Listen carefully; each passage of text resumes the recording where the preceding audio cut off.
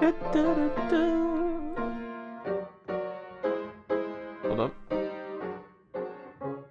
Spam the chat. Spam the chat. For the aesthetic. For the aesthetic. Nice anime, dude.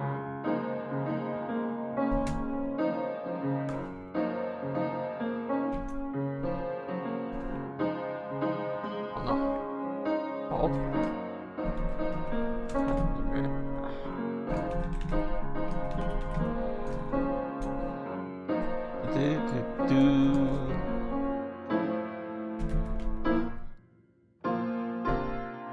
Around 200 is pretty good.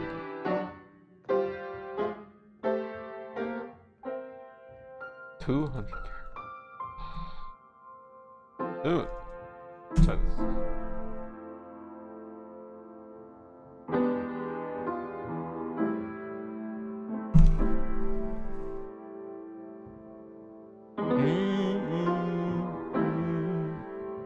By the way, I need this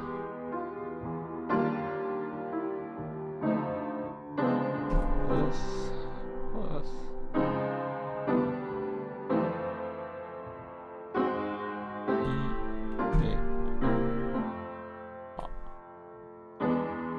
Yep.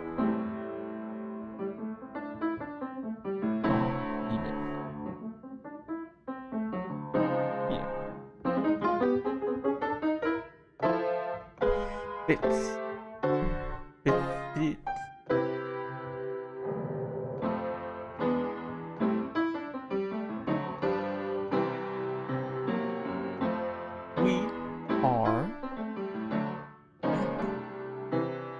We're back on the weekend schedule. It is time.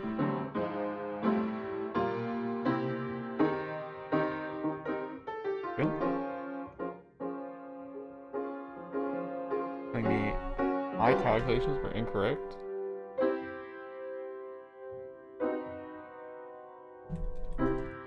This works. I mean, it's fine. I just want it to look different. I like the wall of text. I like the wall of text. Actually pretty close to what it looks like in the box. It's interesting. The formatting at least.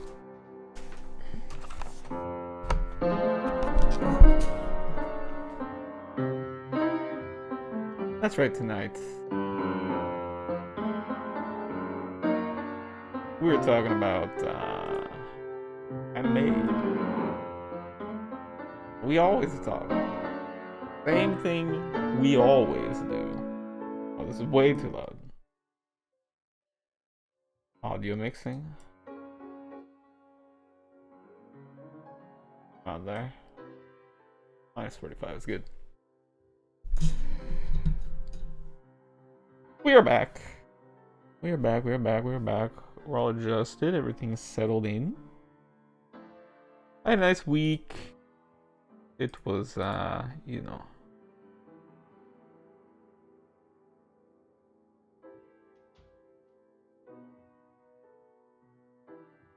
As I mentioned last stream, was the React stream one. That's another React stream. Let's go. Reacting to Lines in Motion. Fucking bars. But as I mentioned on the last stream, it was my father's 70th birthday recently. We were kind of celebrating that, chilling.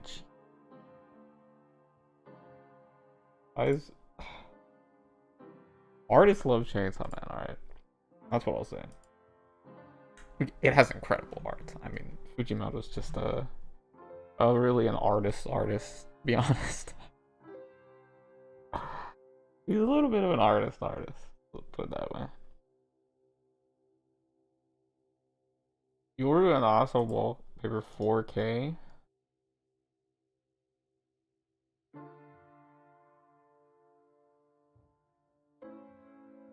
Anyway. Yoru and also wallpaper 4K according to CS Perfect Shot. We take those. Hulk. Hulk's a cool character. Too bad she wasn't in Re. Where the fuck is Hulk? Shows back up at the end. I'm gonna go in on Tokyo Ghoul someday. We're gonna do it. Get fucking ready.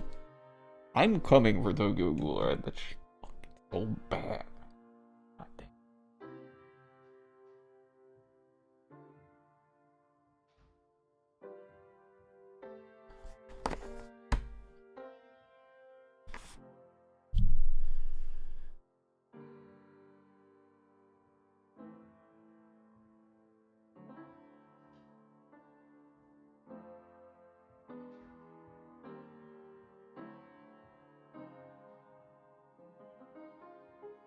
I'm just stuck looking at fucking Chainsaw fan art. Anyway, let's get back into the fucking stream.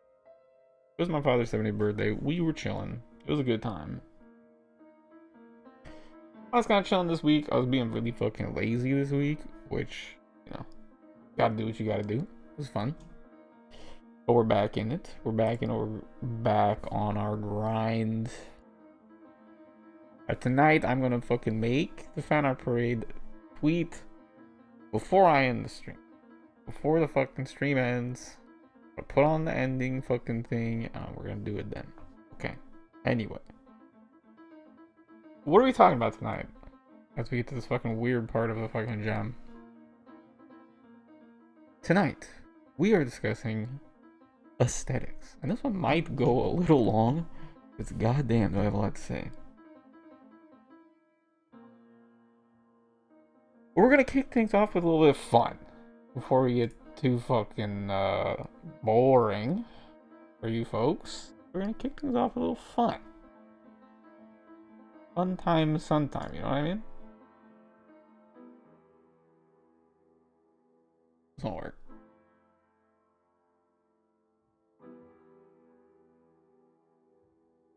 We're gonna take a look at a Lines in Motion video. She very graciously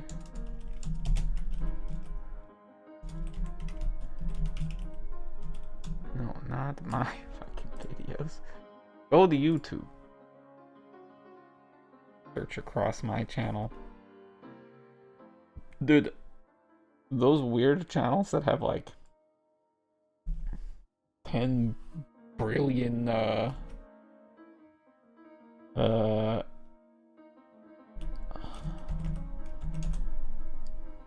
10 Brazilian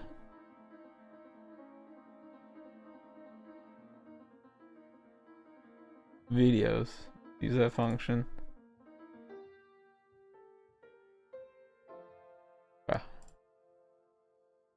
We're gonna start off with a Lines in Motion video. I'm just gonna get into the video because I don't want to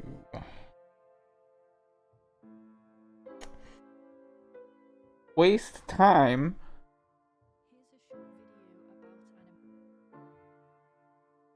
with my bullshit.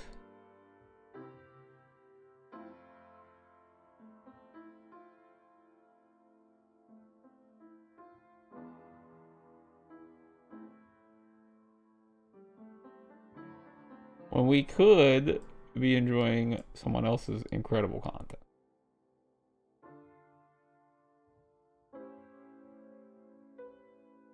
So we're gonna do a little stealing. Borrowing. I did ask. Ask first and then borrowing. That's simple. Don't ask and it's stealing. It's truly that simple. Okay, I do the fan art parades. Let me actually talk a little bit. I do these fan art parades, right? I don't know if I'm going to keep doing them. I really like them. It's a good way to start the stream. Give me time to just fucking like fuck around behind the scenes. Prep stuff. Pull things up. Show cool fan art that I like. I like the idea. It's cool. But, of course, okay, the way I do it is as I'm scrolling, addicted to Twitter as I am throughout the week. I just grab any cool fan art that I see of series that I like. If I'm gonna talk about a specific series, I'll do a little hashtag search one day and just sort of scroll through all the fucking recent fan art and get a decent chunk. Usually about like 10, 15 different ones bookmarked that are like my favorites. I try to go for the smaller posts, not necessarily like the lower number of likes, but like posts from the smaller accounts. Just to, because like everybody who's fucking gonna come watch this shit has already seen all the fucking craziest braziest fan arts of the series, right? They're the fucking weirdo fans who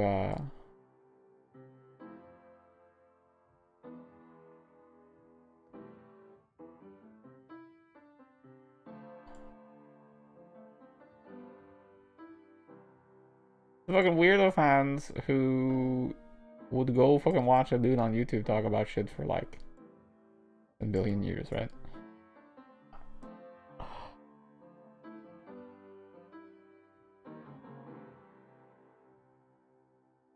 And so then I get my list and I put it together and I pull them up on screen. I just pull up the tweets. I just show you the tweets and I go through and I do a little slideshow. Editing, live production work for you. Hit me up for live production if you need it for your streams.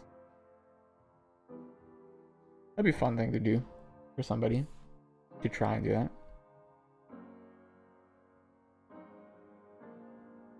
But then I scroll through the bookmarks that I made and I just pull them up and I get them into browser windows and I go back and forth.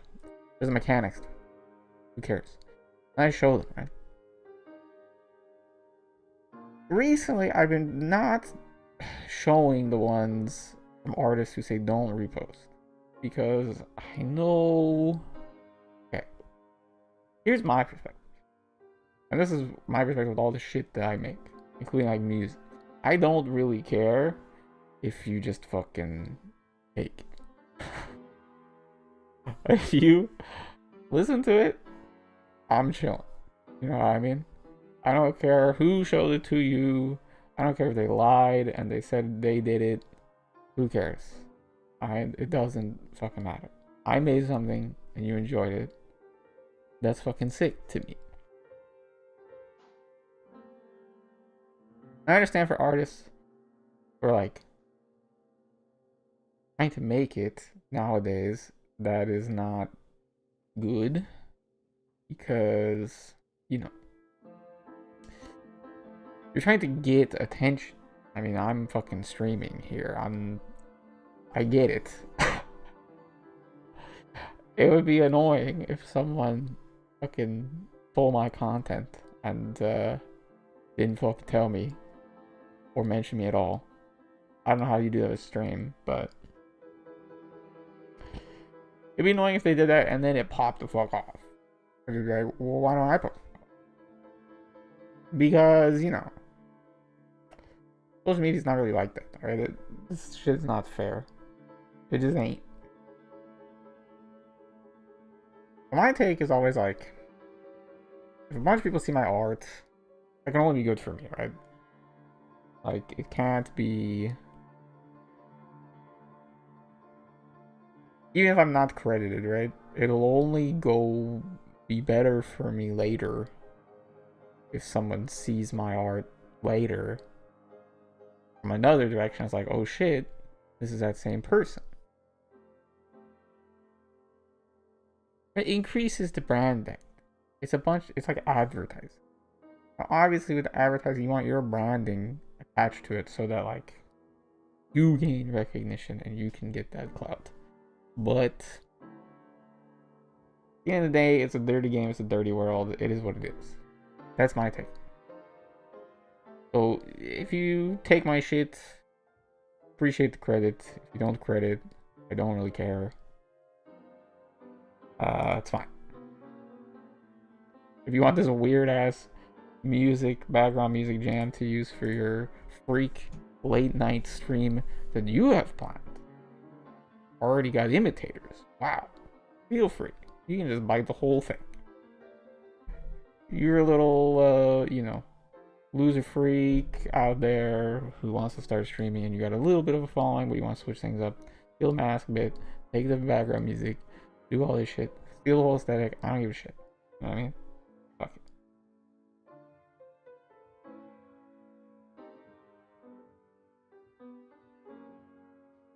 Obviously, there's things like tracing, AI art. It's kind of like lying and saying you did it is obviously not acceptable. And if you refuse to credit it after someone says, hey, here's the artist, you know, you're kind of showing your hand that you're a dickhead a little bit. So I try to be very respectful.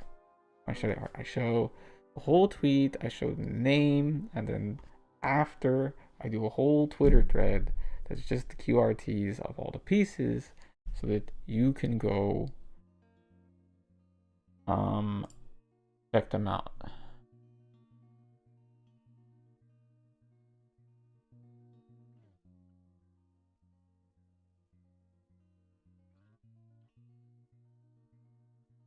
Alright, that's my process.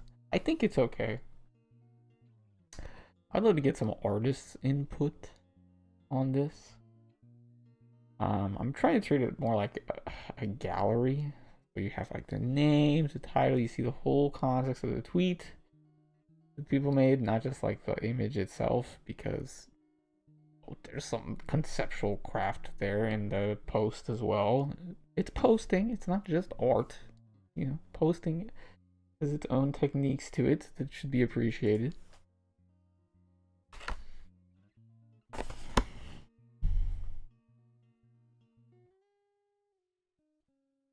And I want to be very respectful to artists. And, you know,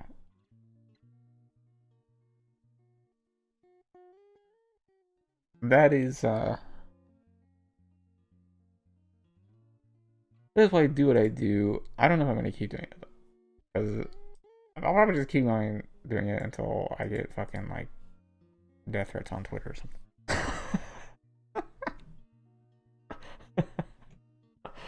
I'll just keep doing it until some artist says, what the fuck? Dude, you showed my tweet with my name on your stream for like a minute. Fuck, dude, you're stealing my clout. And then all of their followers will, you know, I don't know, dox me or something.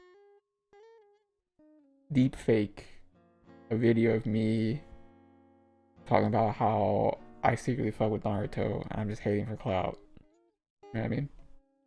Some shit like that. Truly scandalous shit will be exposed. Now I'll just deactivate Twitter, move over to Mastodon, and keep doing what I do. I'll stop. If people really don't fuck like, I'll stop.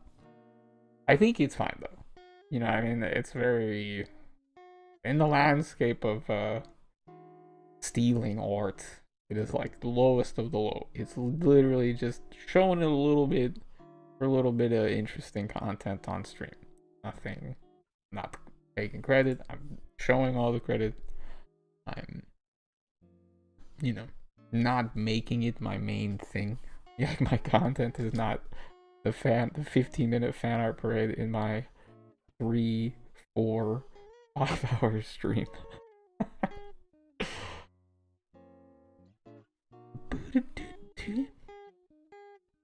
So I'm gonna keep doing it. I think most artists will be fine with it. Broadly speaking. I think most artists would be fine with it, broadly speaking, but we'll wait and see. Find out.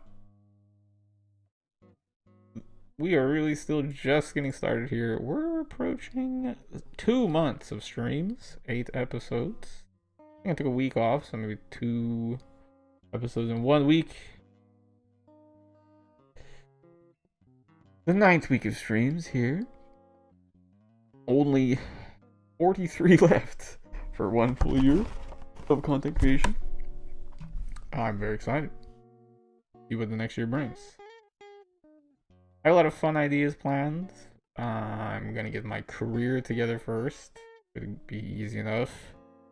And then we're gonna pump things up. So get ready for an acceleration to happen in the second half of 2023.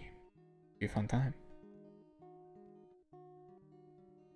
Speaking of this stream, speaking of streams, this stream tonight.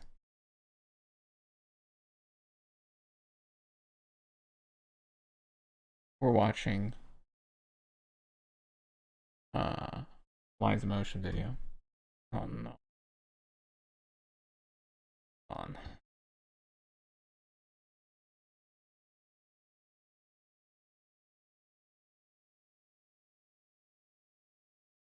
My thing. It's just that.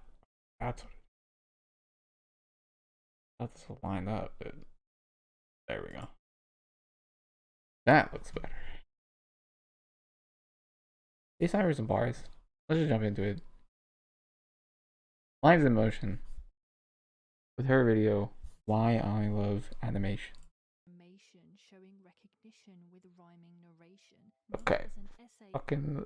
Why did it? Short video about animation showing recognition with rhyming narration. As an essay or long-threaded tweet, writing made fun with a rhythm and beat.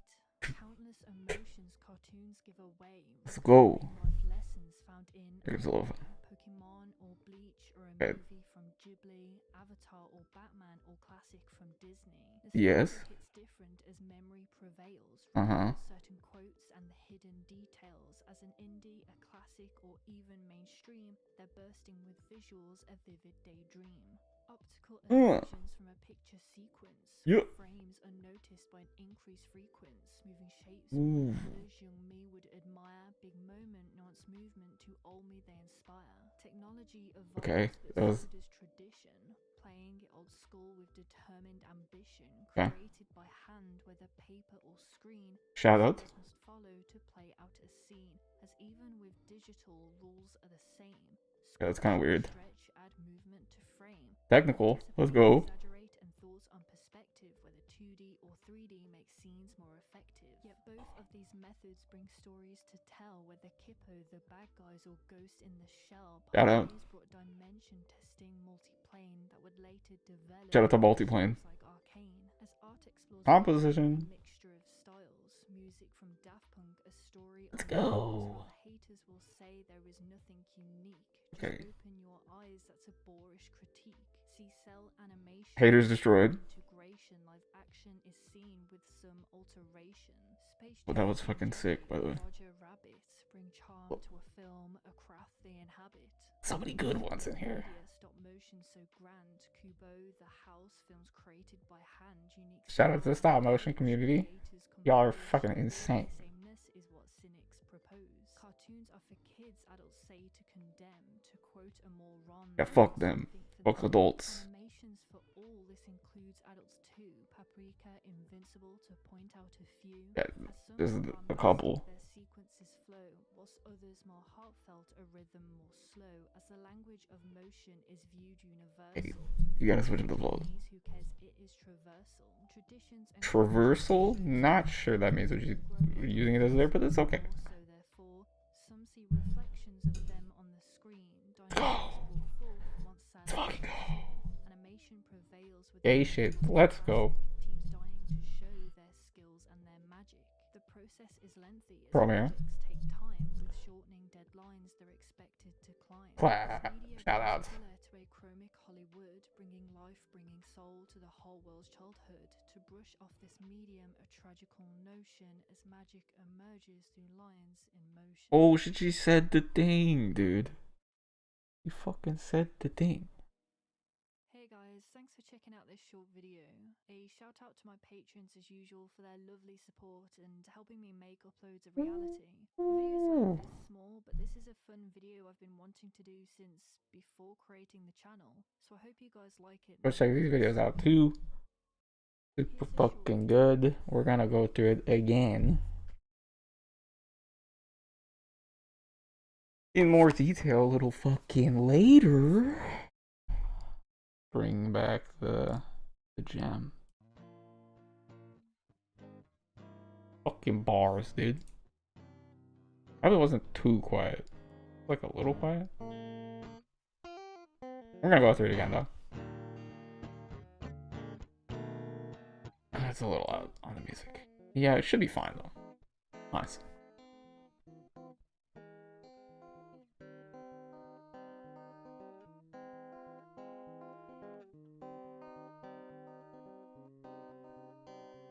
The reason I wanted to bring that up is because tonight I want to talk about anime itself. Chainsaw Man is off next week. The last chapter came out. It was pretty good.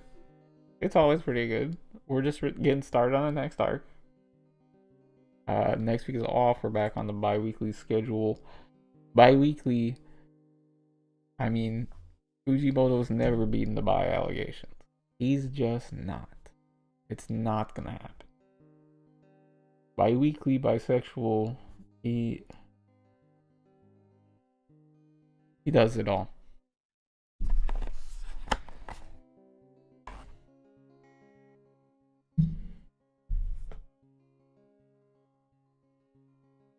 Tonight I want to talk a little bit about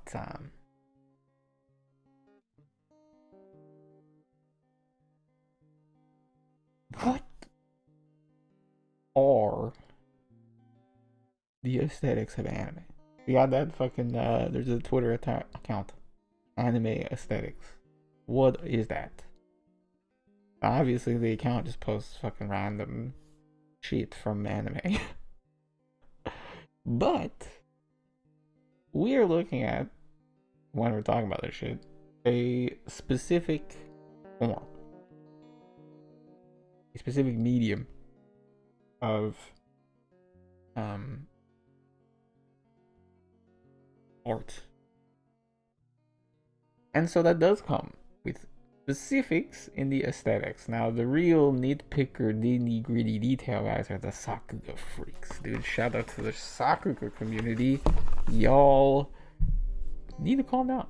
You all need to calm down. 100% of you need to chill the fuck out. That's just true. You just have to. But I mean, they're one of the pillars of the community. And they do important work in informing everybody else what the fuck is going on. This animation is a really interesting art. It is a fascinating medium with a lot of aspects that don't exist anywhere else.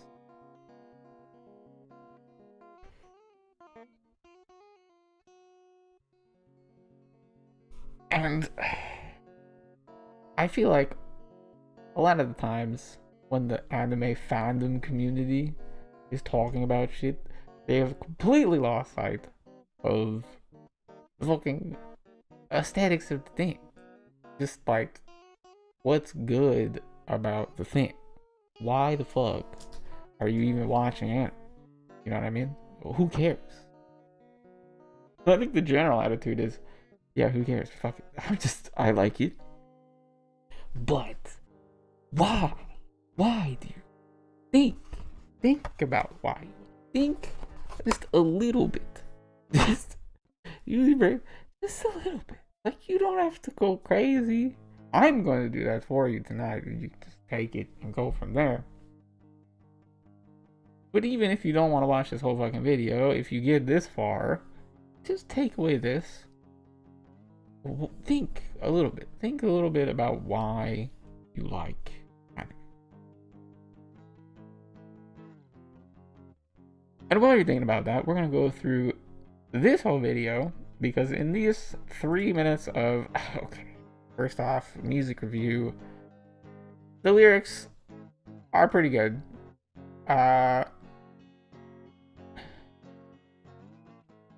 Rapping notes wise, you tend to bury the lead, or lead the bury, as it is in rap. You want the headline, the punchline of your 2-bar pairing to have the main point as the second, and the first rhyming piece as the first point. So you take whatever bars, here, I'll do one for you. Alright, I'll do one for you. We'll do one later. But you want to switch them up? You do that, this whole thing fucking is banging. Right? It's banger. It flows a lot better. Second thing, you do want to do some kind of flow switch up, or it gets a little boring in a whole 3 minutes. Maybe somewhere around the 1 to 2 minute mark. You want to do a little switch up, maybe switch up the beat.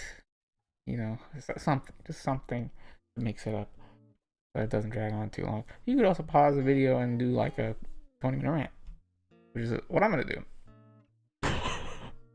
But I mean, overall, great video, great editing.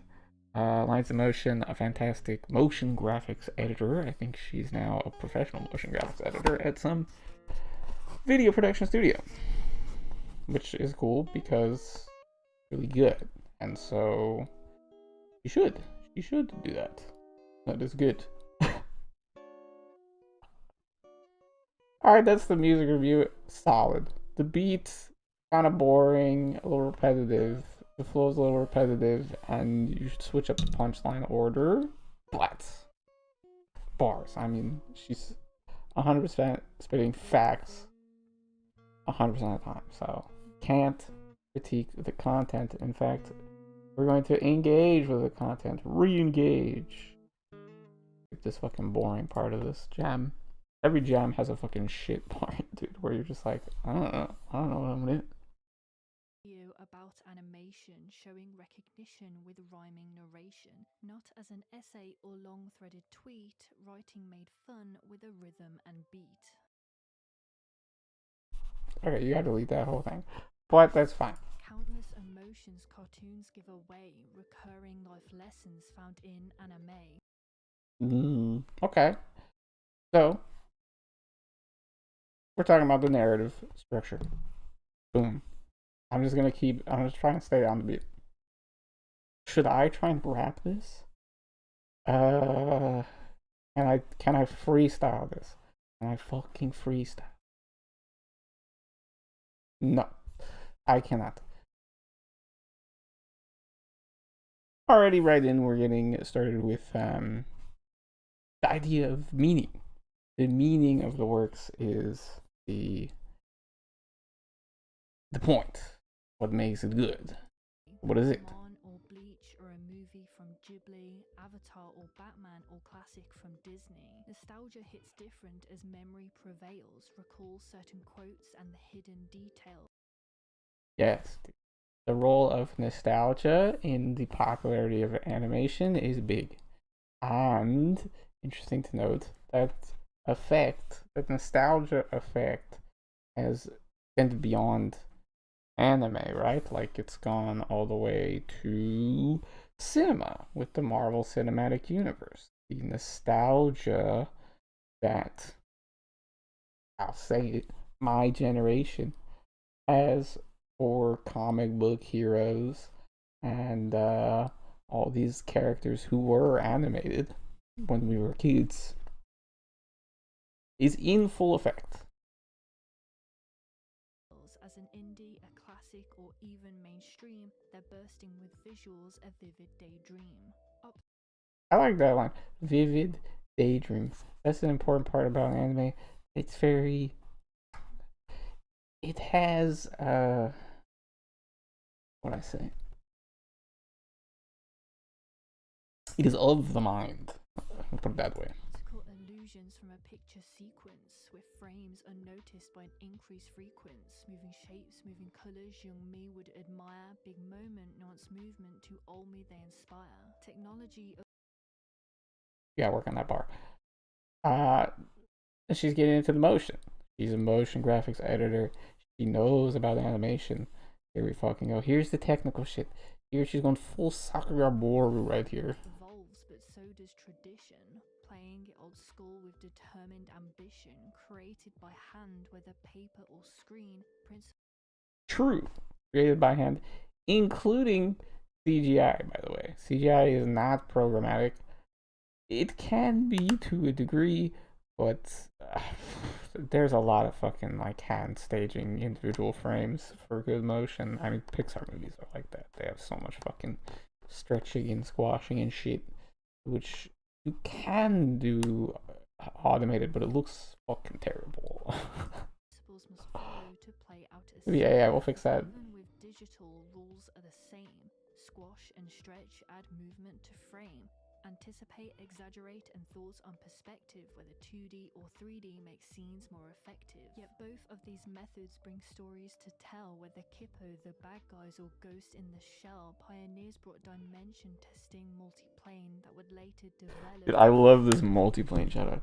This is actually like, okay, it's like kind of math shit, technical stuff, so I have to fucking go off on it.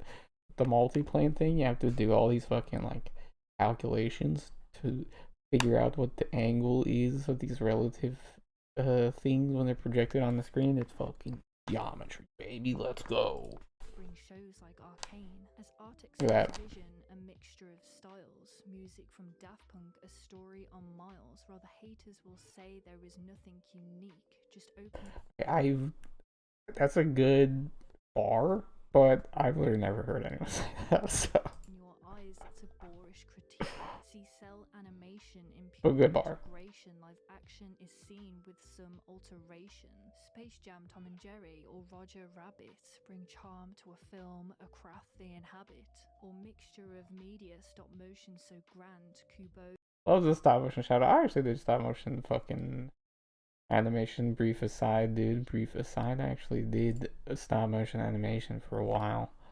When I was in high school, I tried it out, and I did not do animation again because that shit fucking sucked. Alright, it was,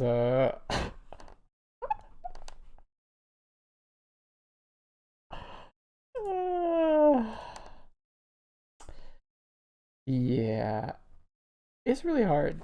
Let's put it that way. It takes a really long time, and it's very difficult to do what you want to do in stop motion. Like, because it's physical.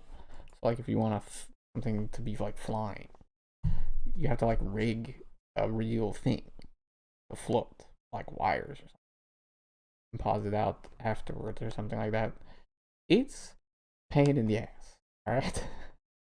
And that's on top of the normal pain in the ass where you have to like hit every frame. And also, there's no keyframing in stop motion animation. So, I mean, you can, like, kind of, but there's storyboarding and shit like that, but that goes on behind the scenes. Like, when you're actually doing it, you just kind of, like, you're moving one little bit at a time, right? So you're just doing the motion really slowly. It takes forever, right? When you do keyframe, you get like a big sense of what the motion's gonna be early on, and it's very satisfying. You're like, oh, okay, we have these, 40 keyframes that we're going to use for this sequence, and we just connect all those with in-betweens. And with those 40 drawings, you can sort of see the whole motion roughly, and then you smooth it out with the tweening. But with the fucking stop motion, you don't have that. You're just moving it a little bit. I'm taking a picture, moving it a little bit, taking a picture. God, it sucks so fucking bad. Shout out to all the stop motion animators. You're insane. You're deranged. Big respect. The house films created by hand, unique style and approach. Creators compose, yet weirdly sameness is what cynics propose. Cartoons are for kids, adults say to. Someone told her that all animation is the same, and I don't know. They're a fucking idiot, I guess. Proven wrong. Condemn, to quote a moron, they want something for them. Animations for all, this includes adults too. Paprika, Invincible, to point out a few. Yeah, there's plenty, dude. Bombastic, their sequel. She doesn't include any like Family Guy, American Dad, Rick and Morty type animated shows, The Simpsons, which I think is like kind of an oversight because those are pretty you know, The Simpsons is a big deal animated series, as is like South Park and things like that. So that kind of like cartoons, like real fucking cartoons, is like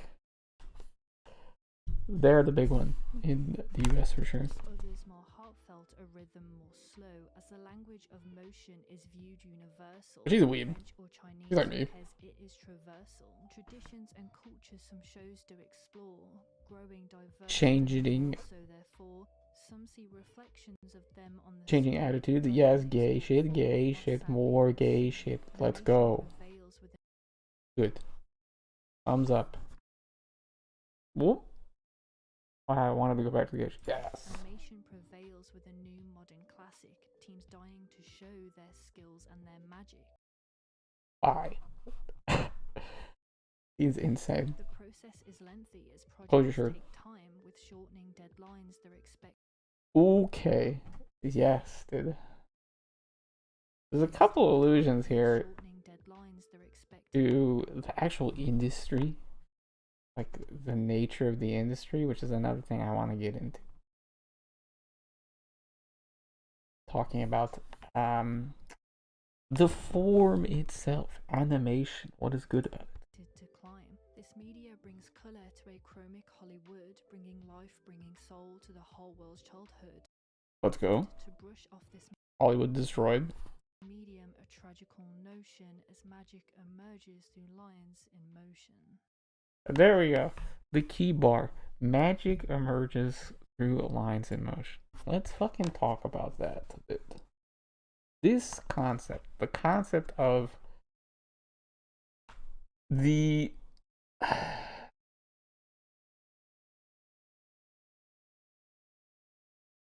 where's my base text, dude? I don't have my base text on here. There we go. Okay. Base text, let's go.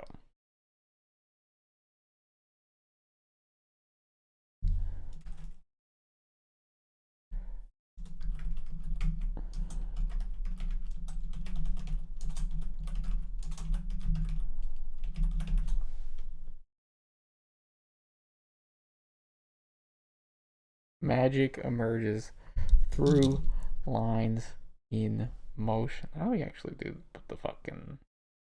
Let's do this properly, dude.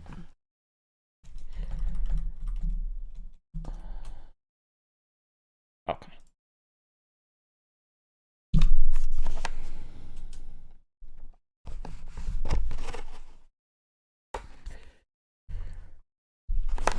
So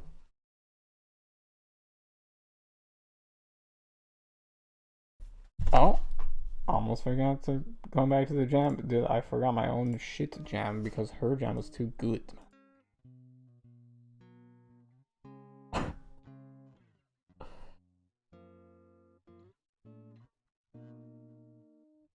Let's talk about this idea of magic. This is something I wanted to get into tonight. In regards to art appreciation, or content consumption. There's come to be known in the business, and many creatives have started coming out against this.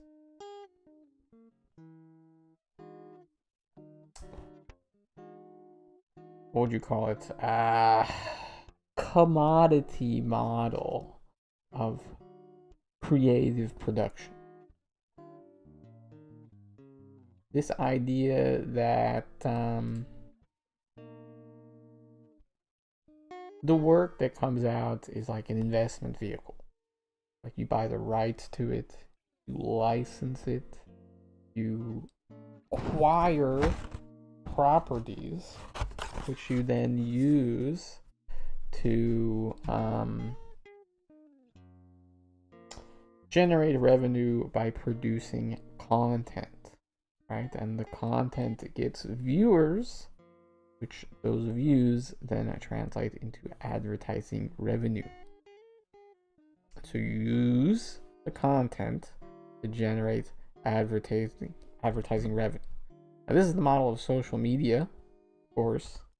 It's the model of newspapers. I mean, this is the model of media production, content creation. Not monetized, never gonna be monetized. There's no shot we're getting monetized on YouTube. I don't care.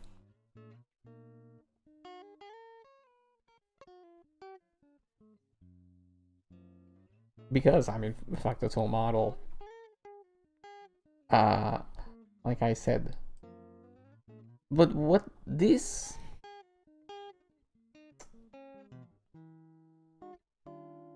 concept of the content as a vehicle for grabbing attention is extremely different than everything that Lines of Motion here was talking about.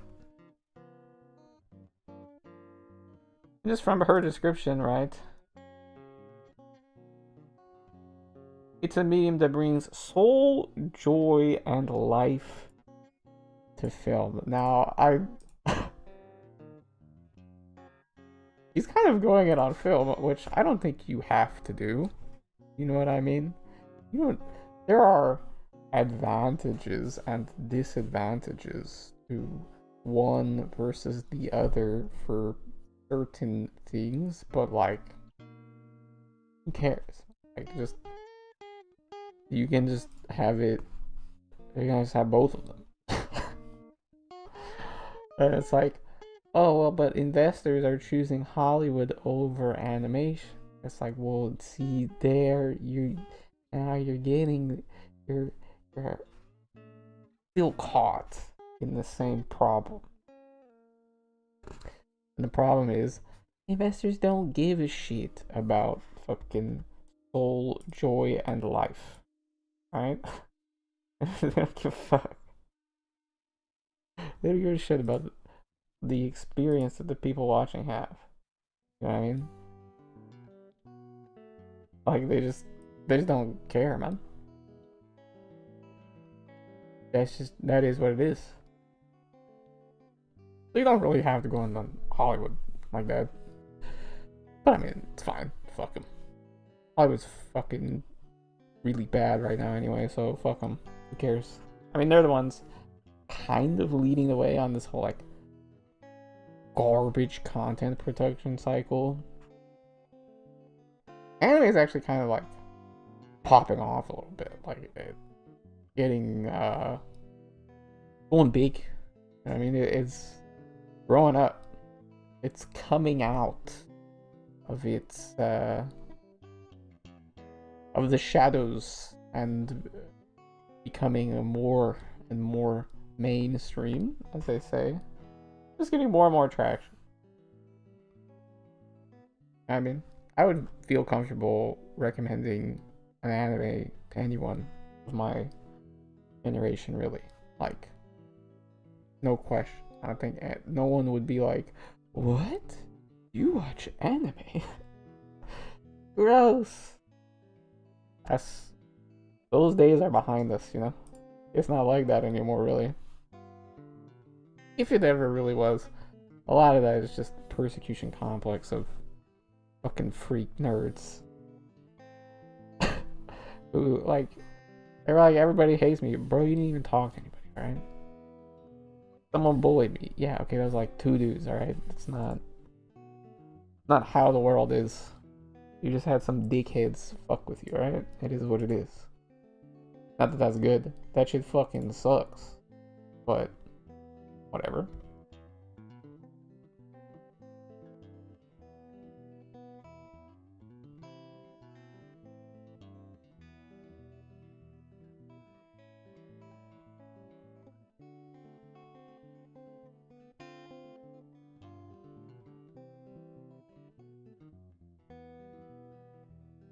I got sucked into Twitter. Get it out. What I want to talk about is a different idea of your relationship to artwork. Alright? And not just artwork, but relationships of the self to the object, to other shit in general, but in particular the artwork, and to anime, and tie that into why this video is such a great example of a vision of the aesthetic, an aesthetic vision. What does Lines in Motion like about anime? I want to answer that question with the help of her bars, and at the end present to you a little analysis of her aesthetic vision to give you a way to maybe build something for yourself. Build something for yourself that reflects your relationship to the medium, not the commodified relationship of your attention to advertisement. Alright? We're gonna decouple the monetary policy of anime from the aesthetic experience of anime, and in that way I can fucking stop you freaks from comparing shit all the time, because you don't have to. Like, who cares? It's fun. I like doing it for fun, but you know.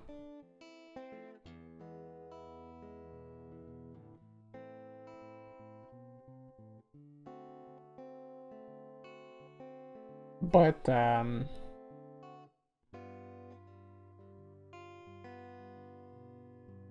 not real. That's not really what this whole thing is about.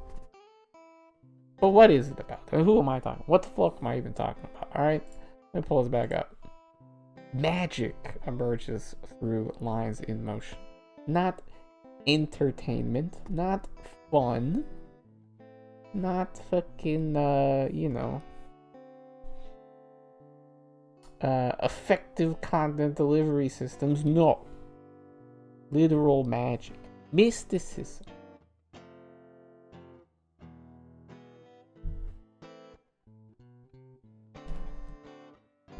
Bringing mysticism back to art production.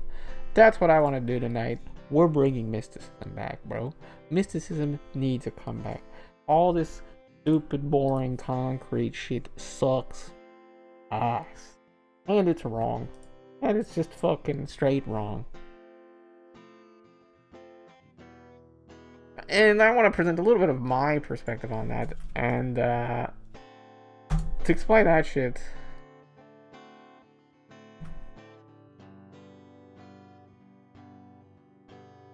I need to talk a little bit about Martin Buber.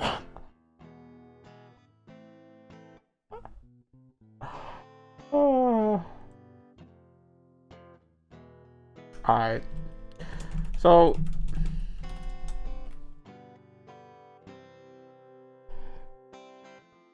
Martin Buber was an Israeli philosopher.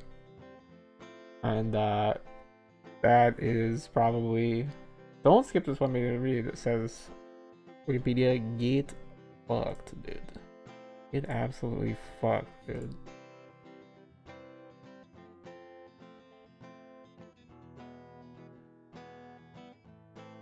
To all our readers in the US, get out. Holiday season my ass. Wikipedia. Wikipedia's gotta be one of the craziest things in human history. It's so awesome. Alright. Martin Buber.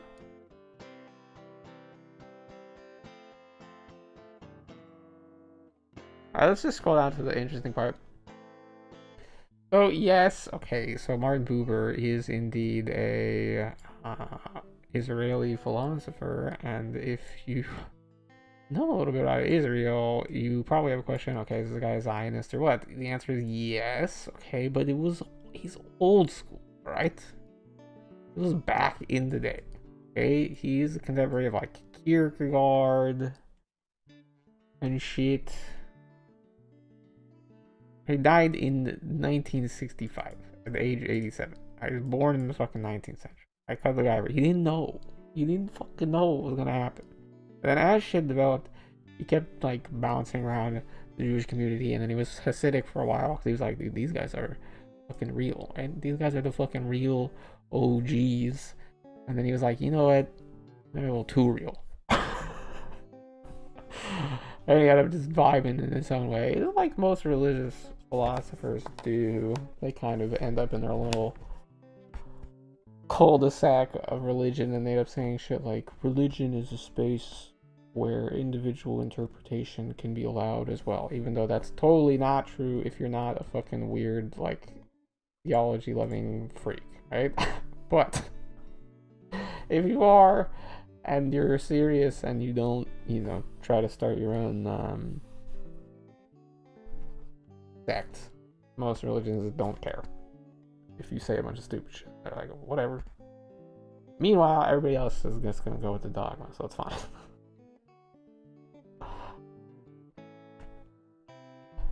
But Martin Buber is an existentialist, which means he is very interested in the nature of existence. Right? This is what existentialism is all about. The nature of existence. Existence preceding essence. And so if you want to understand the world, you need to understand it as it exists, not essentialized in platonic way, put it that way. That's sort of a philosophical difference. There's no like, what is a man here? The answer to what is a man is you look at men and you see what their existence is like. And you say, okay, this is what men are. This is their existence. And from there, you understand what the man is. And there aren't that many religious existentialists. It's not a combo that works great. A lot of religious doctrine is about essence of humanity, like the soul is kind of like an essential thing. Now, Martin Buber would say no, soul is like existential. But you know, whatever. Blah blah blah. Who cares about that? And as an existentialist, he focused on relationships. Specifically, relationships involving the self. Right? Which he said come in two types. Only two types. Ich, du is an I, thou relationship. Or ich, es is I, it. And my German pronunciation is fucking shit, but it's two words, so go the fuck out, alright?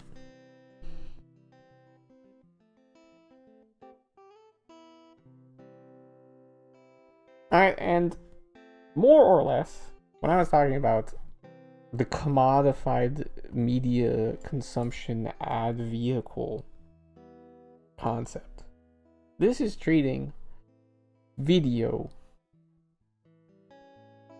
film, cinema from the perspective of ich, es, the I, it. You've got the self, that's I, you, I. You, it's I, and then that shit. And you got the I, that's you. You got the self and other things, right? And you can either have a relationship that is I, it, in which, you know, the canonical example of this relationship is just an object, commodity. You just grab the thing, you drink the water, you eat the food, you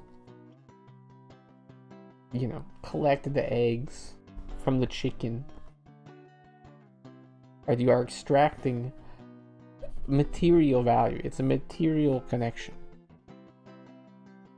Right? And in some sense, like mindless content consumption. It's like brain off, relaxing with content is kind of this.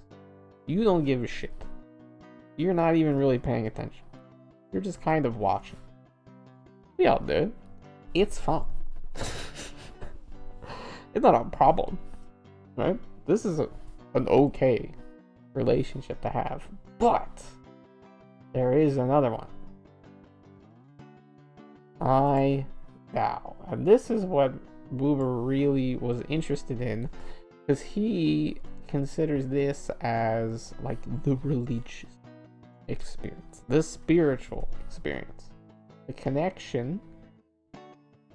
This is the root of spirituality for Martin Buber, is the nature of this I and thou relationship.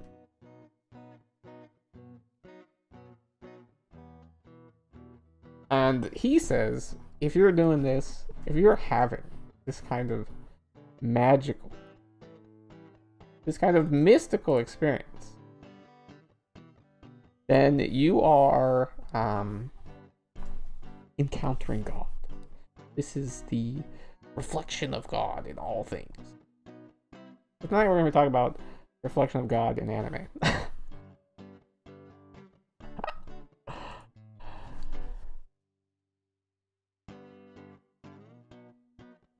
And here's the thing about it. So, I thou, according to Martin Buber, is a very, it's almost overwrought relationship. It's about I it is all about like conveying information. So there's like, this is like understanding the meaning of a story, like knowing what a parable's moral is. The moral of the story is kind of an I-it relationship with the story, as the story is conveying information to you and you are processing. It's as if someone is telling you how to do a computation, or someone is explaining, colors to you or something. You're just getting information and bringing that into your brain. I thou is something else. It's when you stand in front of a fucking painting and you just fucking zone the fuck out because it looks too good. Or when a part of the anime hits and you just fucking lose it, and it just overwhelms you and it looks insane and you're just swept away and it's magic. That's the kind of shit that the I-thou relationship is. And it's, Buber talks a lot about how the I-thou relationship is momentary. It's transcendental. Or not transcendental, it's transitory. You have the moment where you just have this raw, emotional, vulnerable connection of like reciprocal understanding and connection, and there's no communication. It's almost like identification, almost like this it's a connection, but it's a connection that is so intimate to it,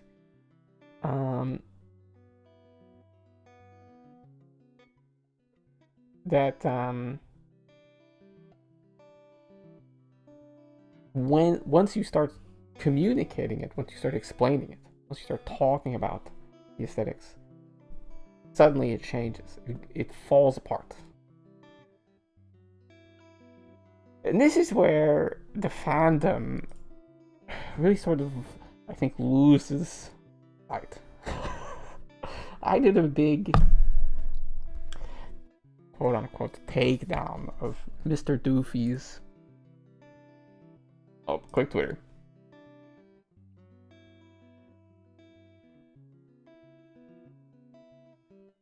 I did a takedown of Doofy's hating video. My broader point isn't that I think Doofy should stop hating. I think it's fun. It's funny. It's funny and I like it, and you should do it more. Or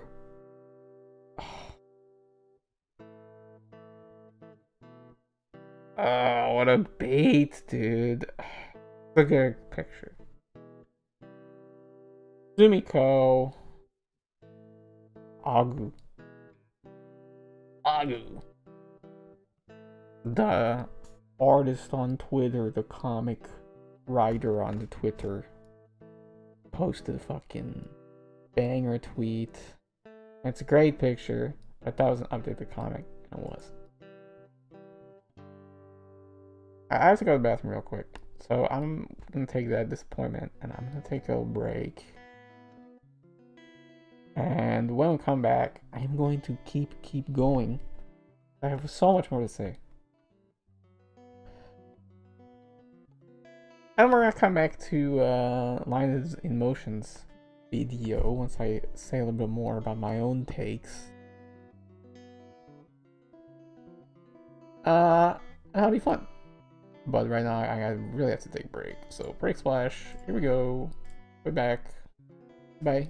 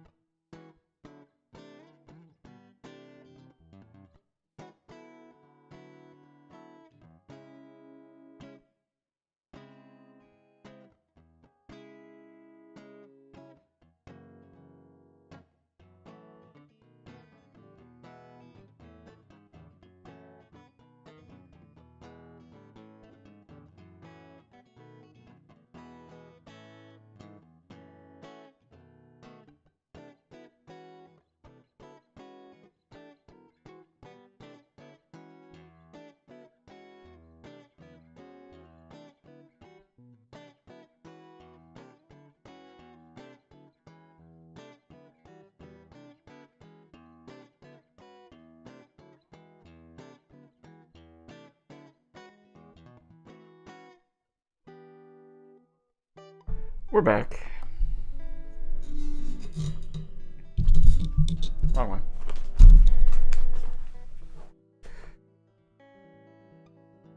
I have my glasses on under this mask because my eyes look really big. Weird lighting effect.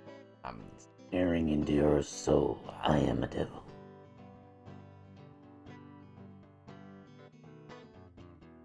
We were talking about aesthetics, dude. I was talking about the I-thou relationship, right? This is the idea of, like, the very moment when you are swept away by a work of art, or by a moment of meditation or prayer, that nirvana, or whatever. Like, but for Buber, it's not a state you achieve. It is a relationship. The rest of existence is a relationship, existential.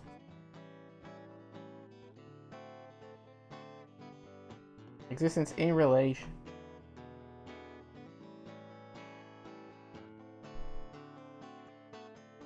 And that aspect, that concept is what Lines in Motion is getting at here.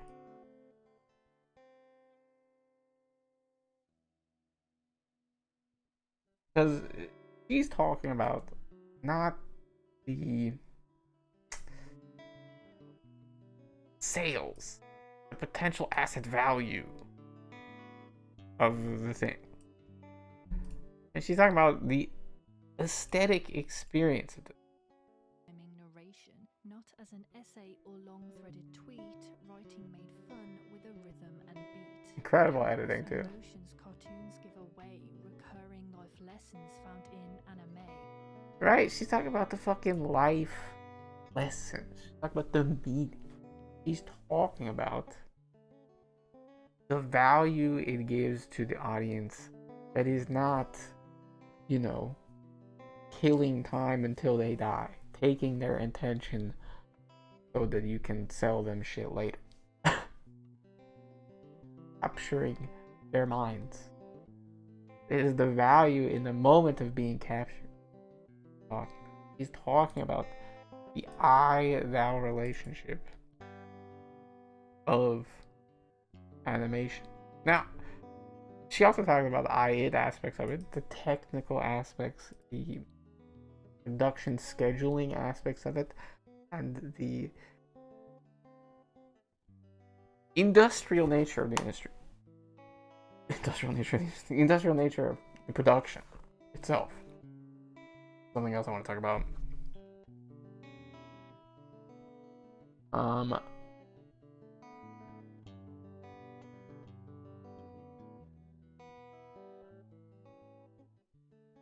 But this makes this video a great example of a statement of like aesthetic intent, like idea of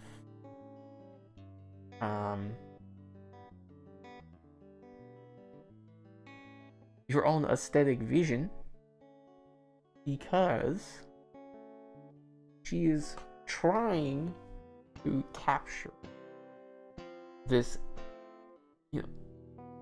what Buber says is like incommunicable, this indescribable moment of connection.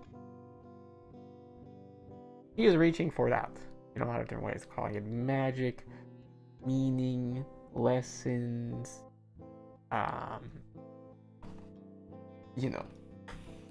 life, calling it all sorts of different things. Has many names. It goes by many names. 1,000 names of God, kind of thing. And again, according to Buber, technically she fails, but that's not her fault. You can't do it. It cannot be done. But it's a good try. And I feel like a lot of times, a lot of the discussion in the anime community is very much an I-it relationship. I think a lot of fandom is a philosophical take for you. Fandom is an I-it relationship with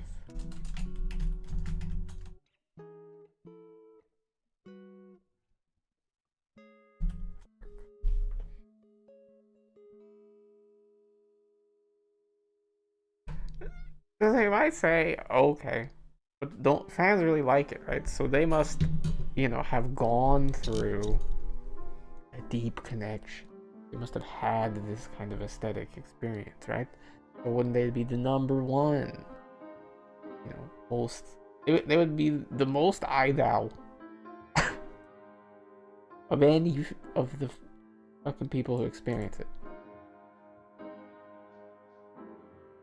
Yes, I mean, this is a Chainsaw Man fan chat, but I'm using it as a platform to make long form improvisational intellectual content. I mean, I'm talking about fucking Martin Buber. Fucking just I'm not currently having a kind of like what do you call that, transcendental experience in relation to animation. I'm thinking about the transcendental thing itself. So I'm having an I-it relationship to the concept of the I-thou relationship. And you just don't want to go down that road with the whole thing, because it is an avenue of philosophy that exists, but just fucking take the boober shit and don't worry too much about it. Don't fucking try and make it into a real analytical framework, alright? Never try to do analytical philosophy with continental philosophy. I just don't fucking try to do it. Don't just leave Wittgenstein alone. Just don't fuck with Wittgenstein, right? Don't try. Leave him alone. Just don't do it. What I mean by this is that, like, fandom, you're very much thinking of the work at a distance. You're connecting with other people based on that shared transcendental experience that you had. But fandom itself, doing cosplay, making videos, writing essays, all of this is communicating things, right? It is a intellectual relationship with the work, right? It is taking something from it concretely and understanding it and processing it and making something new. It's different than the actual experience and impression of the work. And the thing is, I don't that is something that I think Anthony Fantano has achieved as a reviewer that other reviewers have not. But he has really achieved a balance between his evaluation of the work and also a communication of the aesthetic experience and what it was like for him and why he thinks what he does about it. Not from like an intellectual perspective, but like trying to communicate his time experiencing the work and what he thought about it. And then he gives it this number. It's just a fucking number. You know? He gives it a number because that's fun. It's fun, it's like a little meme. But the reviews are actually really good. They're very detailed. He really spends a lot of time on all the albums. He listens to the albums all the time. All this kind of stuff. Very detailed. And of course, in this Lines in Motion video, she talked about animation as a whole. But she's getting a lot into that. The kind of factors of nostalgia, her old memories with it, her kind of personal relationship with animation. She's kind of in the industry now, right? So I assume she's out there, and all these fucking Hollywood losers are like, edit my car video, shut the fuck up about Chainsaw Man. Which, don't shut up about the Chainsaw Man. First, the agenda never ends. Ever.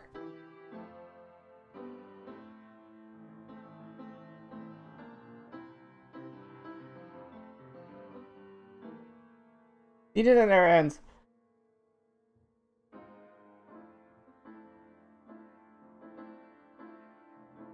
But also, don't let the industry make you lose sight of that ideology. That's what it's about. That's what you do. That's what artistic creation is about. That, the value in the IDAO experience, the potential for transcendent communication. Connection that is not just analytical, but rather is spiritual. That's the sell. That's why you go to a movie.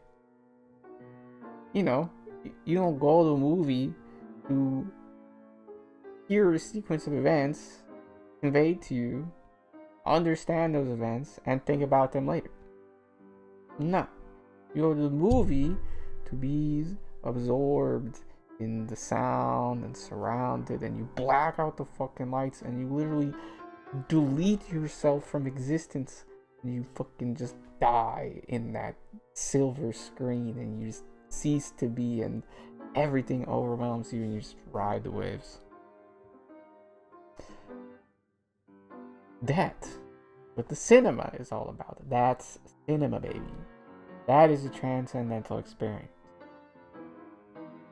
And with anime in particular, oh, it goes so much more. So here's the thing. Another thing I wanted to say tonight. This is my take. It's kind of in there, but this is my sort of overall take. Anime is...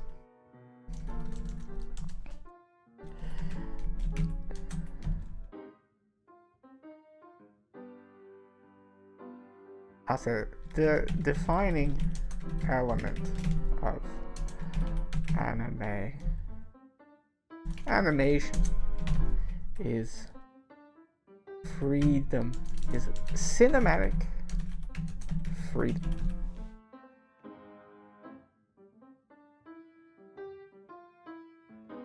But anime is cinema. We're starting there. So in cinema, you have these two broad categories of production: film, animation. Right? Film, the defining element of film is realism. Right? Cinematic realism. If I pull out my phone and I take a video of real shit and then I show you the video, you see the real shit that has happened. Alright? But when you're using film, you're showing real shit that has happened. I think part of what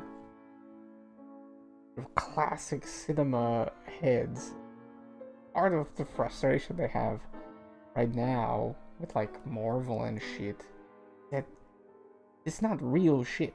You know what I mean? You're sort of crossing the threshold between cinema and animation, where you're bringing in so much CGI, which is animation, by the way. It's just, it is animation. You're bringing up so much VFX, which is animation,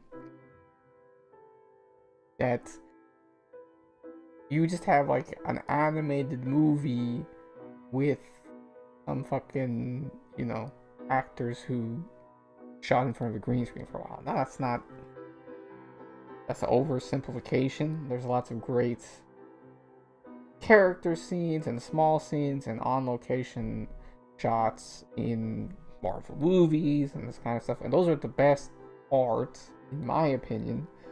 The crazy fucking, VFX, 10,000 warriors fighting in the distance with laser explosion scenes. I mean, they look fucking rad as hell. And I love animation, so shout out to the animators who worked on all shit. But that's what it is. It's an animation. It's an animated scene. It's essentially like a hybrid. A hybrid form of cinema, which has access to the freedom of animation through VFX, but then also has the semblance of reality that film brings to cinema.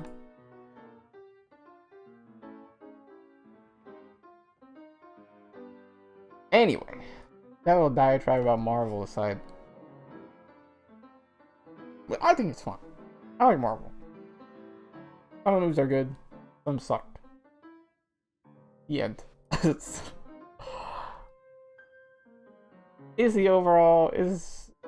the resurgence of popularity of superheroes a parallel with fascism? Absolutely. It's awesome. Fascism has ascended again, and superheroes are popular again. Weird. What did you think? Alan Watts was wrong? It's Alan Watts, right? I was sure it's the guy's name. Because he always... No, Alan Watts is a different guy.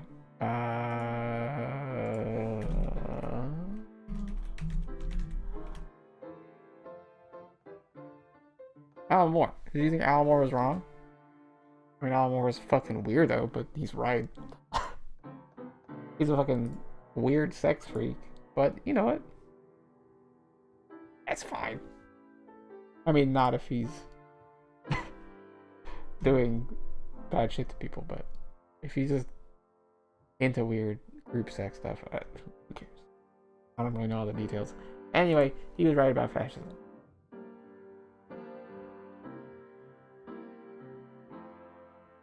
Back to the main topic at hand. The defining element of animation is cinematic freedom.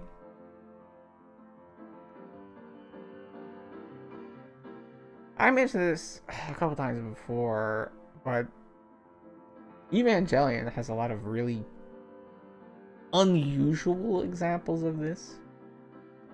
Like the escalator shots. The escalator shots in Evangelion are iconic. The elevator scene is obviously not like that, but the escalator shots are what you would call a super wide shot in cinema terms. You have the wide shot where you're far away from the subject and you have like a lot of the background displayed, but the escalators are like super wide, where the subject of the scene, people riding on the escalators, are almost like minuscule. You can like barely make out their character designs rendered on those escalators, and the whole scene is basically just this big like mechanical array of the nerve complex as they're riding these super long escalators down, right? So the framing of the scene, the composition of the scene, I should say, because it's animation, not framing. There's no frame. It's just a picture. Just fucking drew a picture. The composition of this scene, is great for like giving the sense of being overwhelmed by the enormity of nerve and what it is and what it represents, and the end of humanity, the oncoming of the apocalypse, things like that. Getting a little overwhelmed by that. you know, yeah, overwhelming shit. Getting a little depressed by that, yeah, depressing shit. More than a little depressed, but really, really fucking depressed. Yeah, it's depressing shit. But those escalator scenes that convey it so well. However, a shot like that would be really hard to do for film. It's not like a realistic perspective on a situation. You don't feel like you are watching the characters. You feel like the characters are being presented to you. Because, like, how would you be watching them like that? Where the fuck are we in this scene? You know what I mean? In, like, a movie, like, when there's dialogue, there's, like, the standard dialogue cuts, right? The kind of shit that,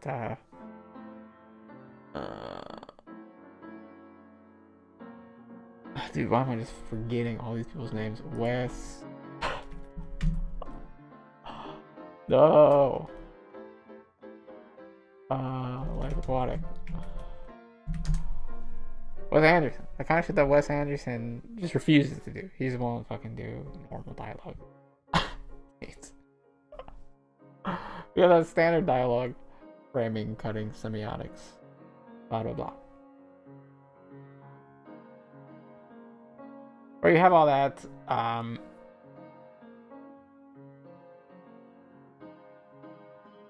and in those framings, you feel like you're, standing over the character's shoulder. Your physical location as an observer is very clear, the relationship between you and them. But with the big escalator scenes, it's not. Where are you? You're so far away. They look so little. What are you standing on something? Are you just floating in the void? You would need like a drone to do that kind of shit. Which would be sick as fuck. Someone should do a drone shot like that. That would be awesome. Point being,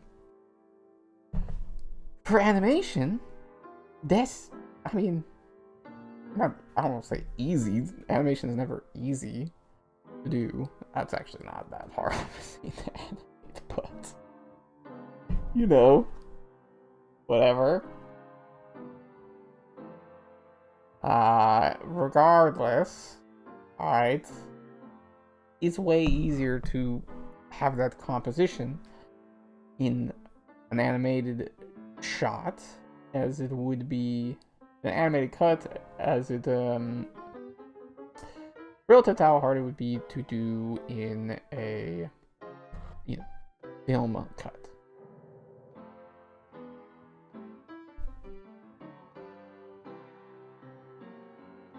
And for a film cut, you would have to have like super rig, and you have to have like super zoom ready camera to keep everything in focus, and you couldn't really have everything in focus like that when you're that far away. It'd be super hard to get it all to look right, or like replicate that kind of composition, which you don't have to do. That, it's fine.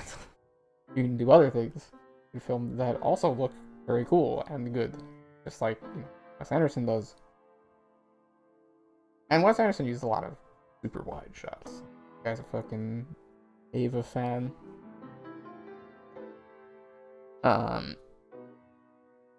Regardless, the point is, you have that kind of freedom. It's easier to do. You have cinematic freedom.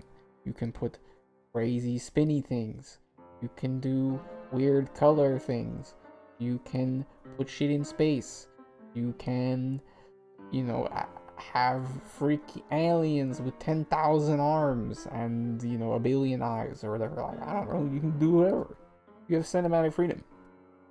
You can put whatever thing next to whatever thing wherever you want on the screen, and it can look however you want, as long as you can get some losers to draw it for you. Not losers, you can get some artisans to draw it for you. As long as you can force a team together. Not force. as long as you can get a team together. Why am I being so aggressive here? I don't need to be that aggro. As long as you can get animators together to create the animation, you're good to go. All the shit, just draw what you thought of.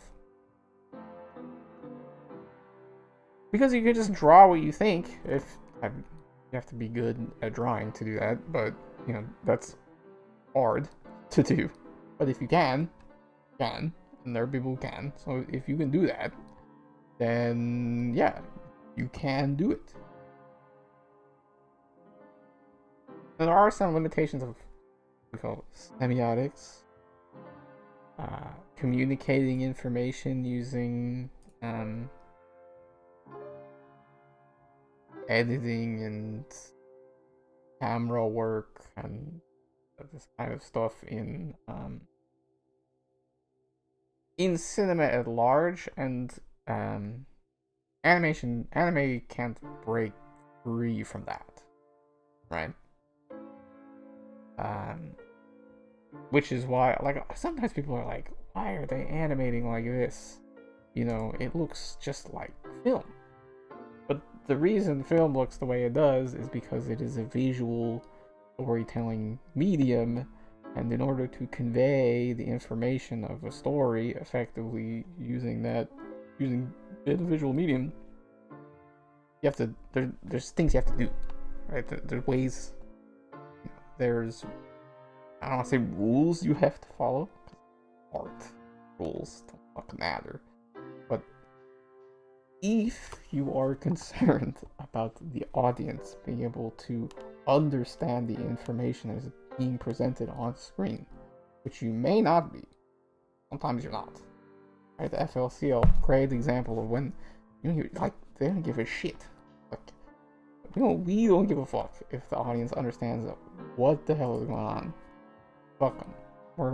We just want to draw some sick looking shit and it'll be tight. Which is based. There's plenty of film like that too. A lot of great mid-century experimental filmmakers. Who they did really weird shit and it didn't make any fucking sense. And it was, the semiotics were all fucking over the place, but the, composition and editing and framing of everything was interesting. Looked weird, and it was confusing, because when you make it look weird, turns out the reason things look the boring way that they do is because it's easy to understand.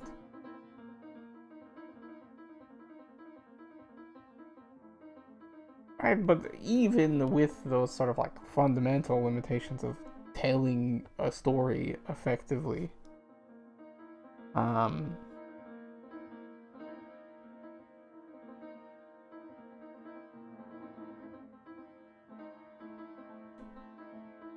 you still just have a lot more cinematic freedom, which is again something that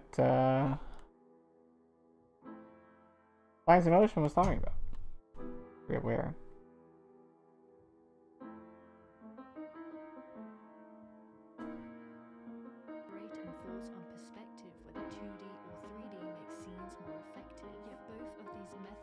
Stories to tell, whether Kippo, the bad guys, or Ghost in the Shell, pioneers brought dimension testing multiplane that would later develop, bring shows like What a nerd. explores a vision, Such a nerd. mixture of styles, music from Daft Punk, a story on miles. While the haters will say I'm getting lost in the bars again. Just open your eyes, that's a boorish critique. Who told her that, by the way? Who said that?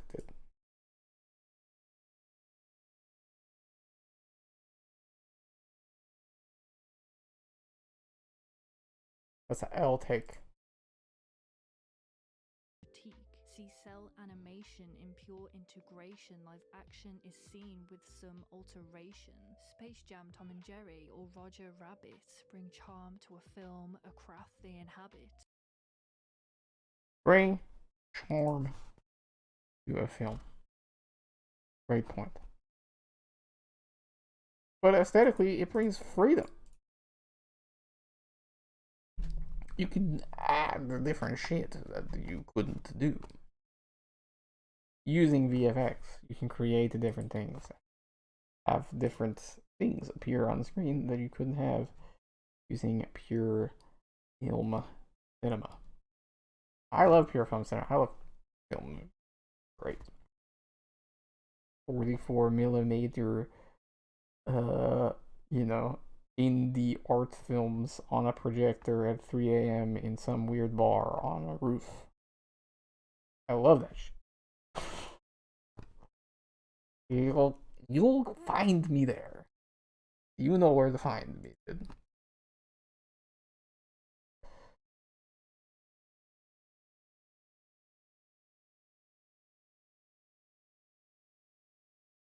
Right? But, okay, because the defining element of animation is cinematic freedom, because you can do so much different shit, the sort of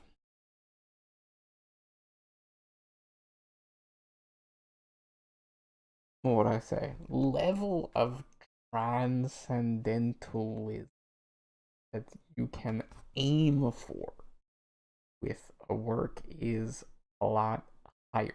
That's what I would say. For me, in cinema, in film, right, like, really I thou moments are like these are, you know, they're usually not these like big bombastic. Part of that's just my taste. What resonates with me, right? What really gets me I thou mode.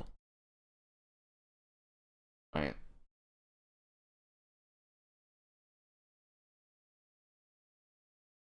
But what really hits the moments in the film that really hit for me are like the story is like culminating.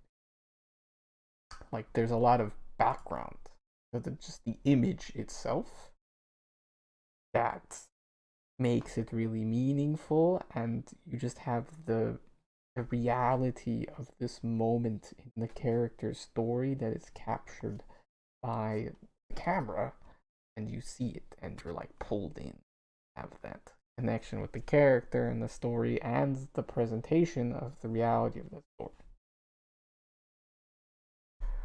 But in animation, you like it's like just image itself, you know what I mean? Like Demon Slayer episode 19, the legendary fire Hino Kami Kagura. Whoa.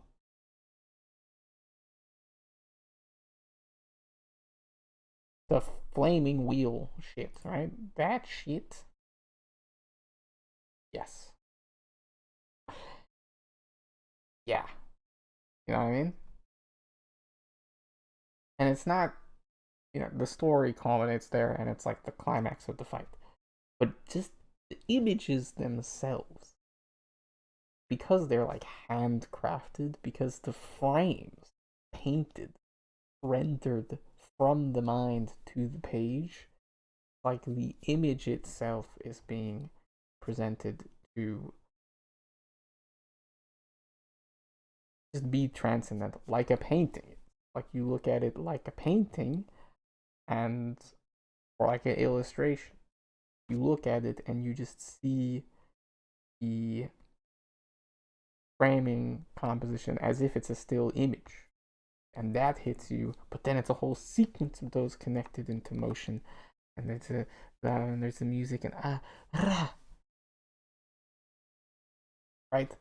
You can go like way more transcendental with just the imagery, because you have cinematic freedom. The cinematography itself can be your moment, the transcendental aspect, because you're free. You don't have a camera, you don't have a filming schedule. I mean, you have a fucking production schedule. And I wanted to talk about the production process itself and how it relates to this, but I think I'll come back to that. You mentioned it a little bit, but I really just want to talk about this I and thou thing. Because I have a little bit more I want to do with this video. I want to go through and talk about my interpretation of her aesthetic vision that she presents. Right? Her aesthetic vision. What does like about anime? I mean, that's the title of the video. Why I love animation.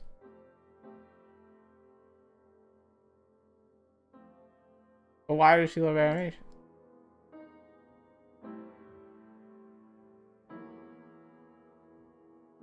Why does she love anime?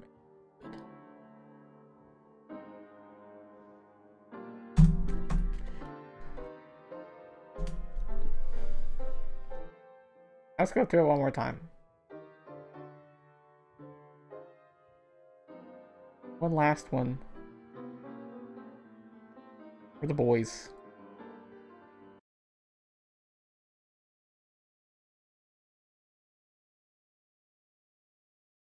And let's try and capture what she likes. Here's a short video about animation showing recognition with rhyming narration. Not as an essay or long-threaded tweet, writing made fun with a rhythm and beat. Countless emotions cartoons give away, recurring life lessons found in Emotions. Lessons. Alright. These are like the elements of storytelling. Storytelling. Here. Storytelling. That's what storytelling is. in anime, Pokemon or Bleach or a movie from Ghibli, Avatar or Batman or classic from Disney. A bunch of different stories there. Nostalgia hits different as memory prevails, recall certain quotes and the hidden details. Alright. Cinematic moments. And this is like similar to film. To me, that's what I was talking about when I was saying the moments that hit in film for me are like these climaxes of this story. And things come together, and that's the transcendent, the storytelling aspect of it really hits. That can also be true in anime, of course. It's also cinema. Indie, a classic, or even mainstream, they're bursting with visuals, a vivid daydream. There we go. Bursting with visuals. Visual dynamism. The fucking daydream feeling. Right? The feeling that this looks so fucking crazy. You know what I mean?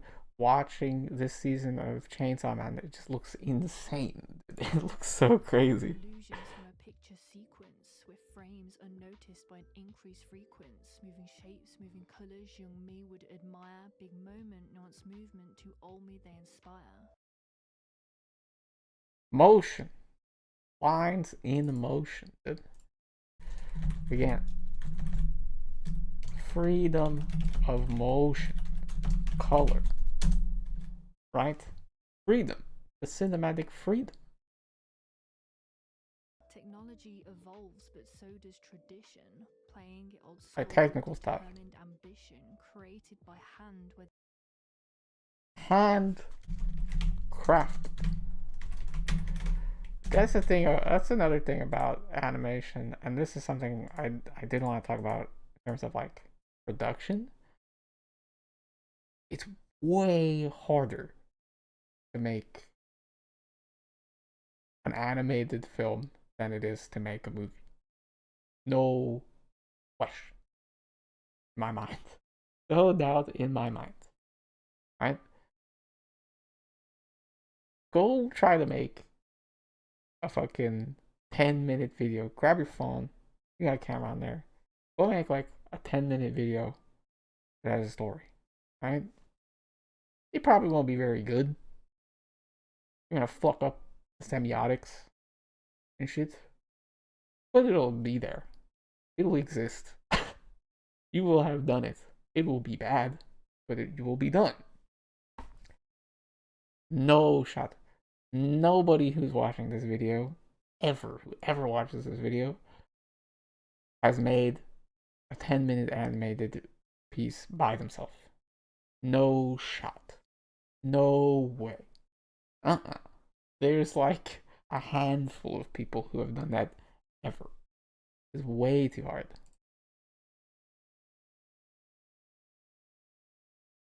Not really. I mean, there's plenty of indie animators who make like 10-minute things nowadays, but it takes forever. Dude. So hard. Whether paper or screen, principles must follow to play out a scene, as even with digital, rules are the same. Squash and stretch add movement to frame. Anticipate, exaggerate, and thoughts on perspective, whether 2D or 3D makes scenes more effective. Alright, here's an interesting one. The exaggeration, dude. I mean, this is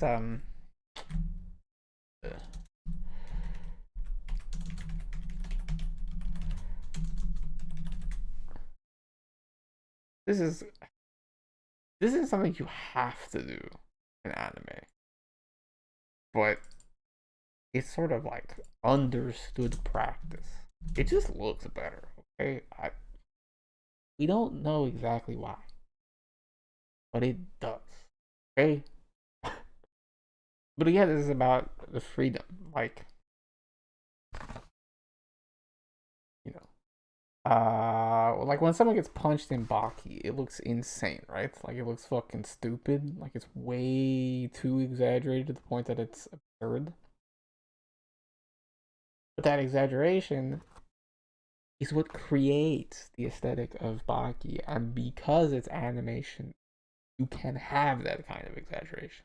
Yeah, freedom. Yet both of these methods bring stories to tell, whether Kippo, the bad guys, or Ghost in the Shell. Pioneers brought dimension testing multiplane that would later develop, bring shows like Arcane. As Technical stuff. art explores vision, a mixture of styles. Music from Daft Punk, a story on miles. While the haters will say there is nothing unique, just open your eyes, that's a boorish critique. See cell animation in pure integration, live action is seen with some alteration.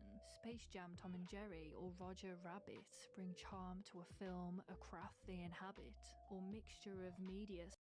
Charm. I'll put that in there. I don't really know what she means by that, but it's part of her, you know. Stop motion so grand. Hey, that's also a very British thing to say, charming. I don't really know what that means.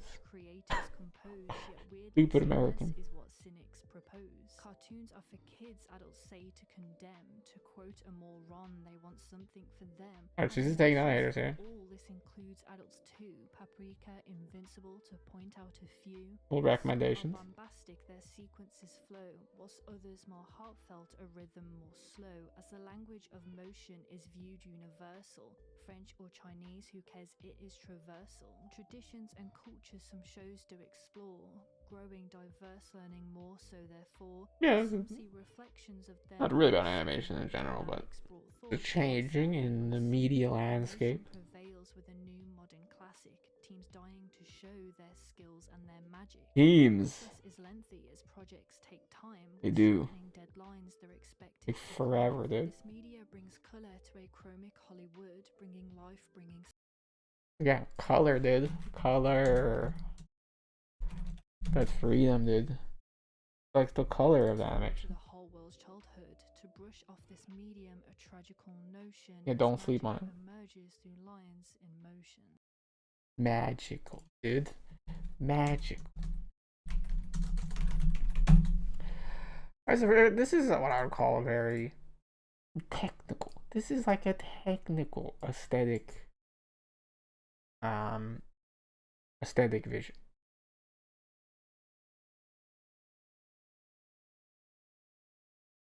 I paused on Little Witch Academia because, you know, of course I did. Let me get Aqua's face a little bit. I mean, what does she like about anime? Well, there's like the normal cinema stuff. The cinematic moments, the emotional lessons, the storytelling. It's just a storytelling medium. That's great shit. Great shit like this in books too, right? The moments in the books, the paragraphs in the books that fucking blow your mind. The story just all comes together. Like, blah, blah, blah. Ah. But a lot of the rest of the stuff, when she actually talks about the aesthetic, she's talking about the visual dynamism, the motion, the color, the handcrafted aspect of it. This is all very technical stuff. Stuff about the medium itself, right? This is something very different from like maybe what I would call like shonen aesthetic, which is character focused, character storytelling based. You know what I mean? World building, imagination, power system construction, right? That kind of aesthetic enjoyment. Like a different thing. This is very much the technical aspects of the medium, the color, the freedom, the dynamism, the visuals. This is very similar to mine. Television, as you may have guessed. But this is not the only thing that there is to like or to have connected with transcendentally with animation. Right? A lot of the times when we're talking about this shit, it's like, this is what I like. So that's like the right way.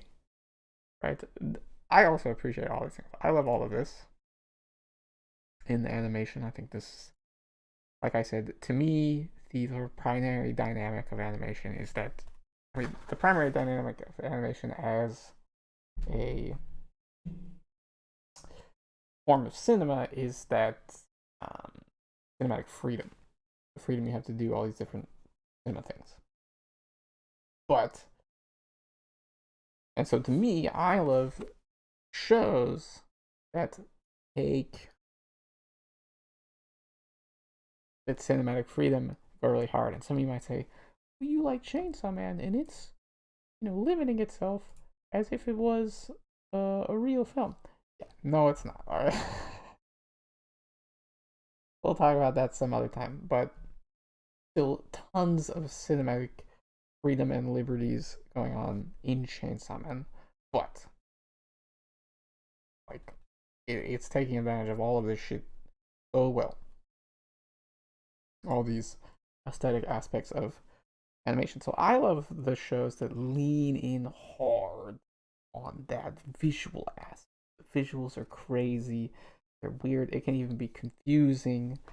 My anime journey, brief personal note, my anime journey begins many, many moons ago in high school when I watched FLCL, like, I don't know, it was like 25 times in a year or something like that. It was a lot of times, okay?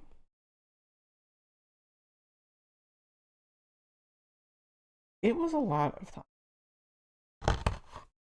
I love shit like that. That's just all it, deep in the aesthetics, all about the visuals, just about creating those huge visual the audio visual moments of cinema. Take you somewhere else. I love that. But different people like different things. They have had different connections with the form. However, all of this stuff is still there. Right? This is still true. These things are still real. Right? These are aesthetic aspects of the medium that Lines in Motion is recognizing, and she is connecting with them really hard.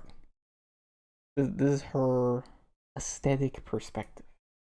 This is her description of the indescribable I-thou relationship she has had.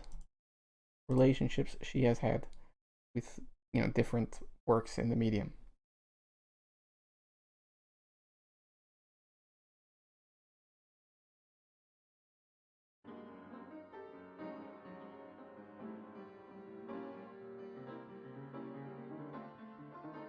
And so again, as we're approaching our end of the stream tonight, I'm gonna leave my discussion of the fucking industrialization, commodification of attention and other things for another time. We're gonna keep it positive. Why do you like anime? I'm gonna encourage you again. Go and go think about what parts of anime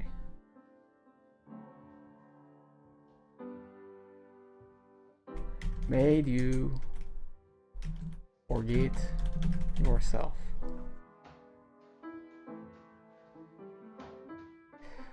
When I'm thinking about what did I like? What was so good? What was I feeling? You know, what was this piece about for me? How did I understand this? When I'm thinking about that, I think about the moments where I wasn't thinking. I wasn't thinking about anything. I wasn't trying to understand the story. I wasn't worried about what's going on in the story. I didn't give a shit about, you know, plot holes or the contrivances, or was it interesting, or am I bored? I didn't care about any of that. I wasn't even there. I had just been captured, consumed. My mind taken from me. You know what I mean? Those moments in the story where you're just absorbed. What was it that absorbed you? You know, think about those moments and figure out where that magic lies for you. And that can tell you a lot about, you know, this I-thou relationship you have with art.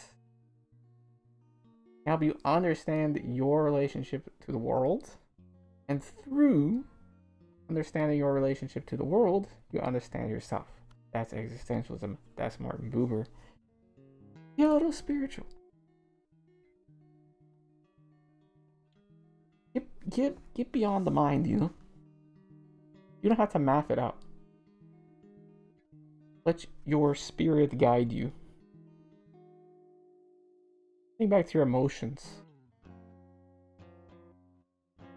Think back to the moments of childish being where you simply are just enjoying the state of pure experience, right? You are consumed. You're not talking, communicating, expressing. You're just absorbed. Think about parts of anime that made you forget yourself, and think about what was it that really was hitting. Was it the color? Was it the sound?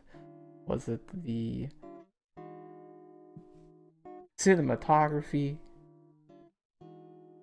Was it the story? Was it the characters? Was it the world building? Some people see that fucking like lore dump and they go, this is my time, and they just fucking zone in and just disappear to another world. Not my thing. I appreciate it from like an intellectual perspective, but it doesn't get me gassed up. It's not my juice. Think about that. And it can improve your future experience. You know what you're looking for. You know what you're looking for, and you can appreciate it, and you can find more room. Let yourself have it.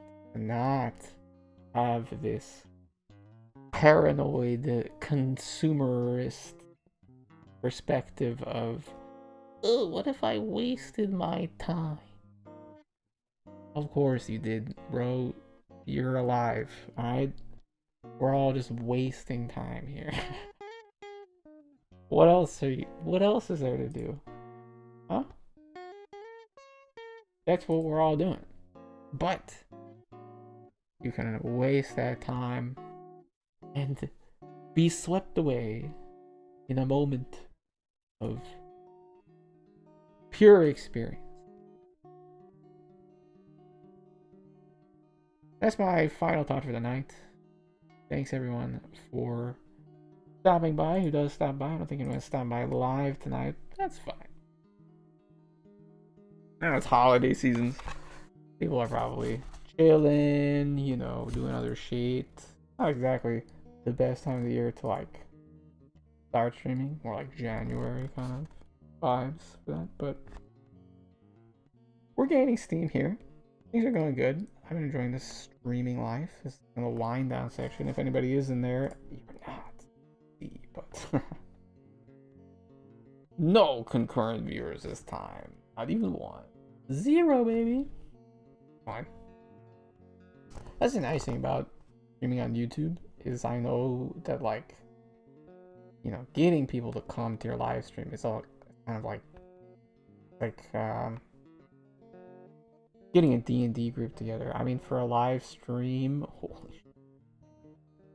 Okay. And for a live stream, there's less commitment for the viewers. Like, you can just fucking literally sit there and watch, and it's fine. Shout out to any of my 21 subscribers. Yeah, you're welcome to just... You don't have to be fucking chatting. I don't care if you're just sitting there lurking. I love a lurker. You have to be... You feel no pressure to be an active chatter here. Right? If you want to come in here like Doofy does and throw down and derail the whole fucking conversation, you absolutely can. I love that. Please do that. That's fucking fire content. But if you just want to sit and chill and listen to me talk about random shit, that's fine.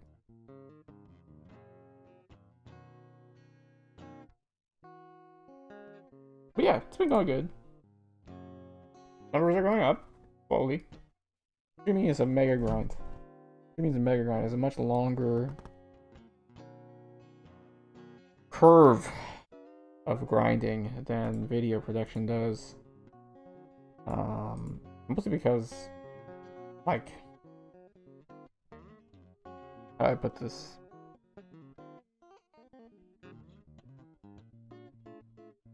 The effort to content ratio in streaming is 1-to-1. It's always 1-to-1.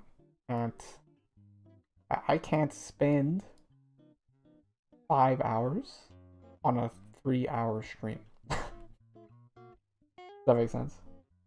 Right? I mean, I guess I can in terms of like the thumbnail, the background music or something. I don't know. Technically, yes, but it's low, right? Like, basically, if I want to make 4 hours of streaming content, I'm going to spend 4 hours streaming. That's it. For videos, you have a higher ratio, right? You can spend like 7 hours making a 10-minute video, and so sort of the power level, the effort level, the man hours, person hours. Fuck it, dude. Bring back gender neutral man, alright? Whatever. The man hours of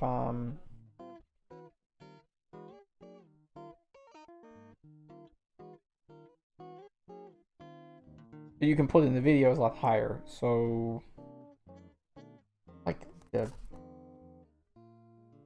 energy level or whatever, like the fucking quality level, but of that of the content there is higher because you can leverage it like that, and so you can power up the interest in the content a lot faster.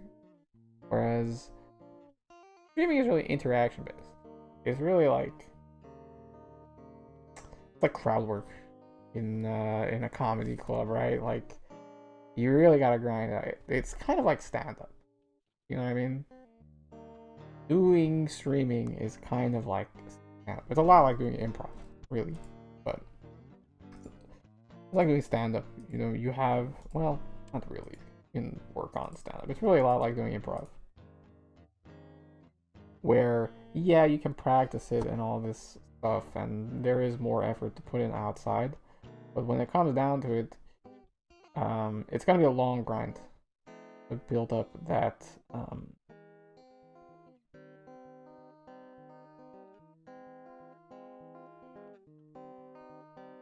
to build up that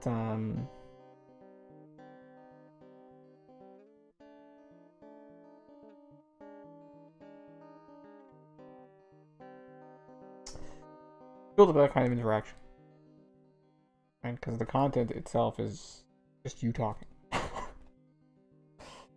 Or it could be gaming or whatever, but it's just you doing the thing, right? And you just have to keep doing the thing, and the content doesn't like change if you do something else. You know what I mean? Like, it's still just you doing a thing. So you have to grind it out. It is a lot more grindy, but we can get there. We're grinding it out. Thank you for all the support, all the supporters over on Twitter. I also made a Mastodon account recently, which has been, it's okay. Mastodon needs a fucking algorithm. Well, I'll make a fucking Mastodon server with as an algorithm, and it'll pop the fuck off. I would be like, oh gee, this Mastodon server is so much more fun. I'm like, yeah, dude, you got the sickest feed. There's gotta be a way to just like steal tweets from the Fediverse, right?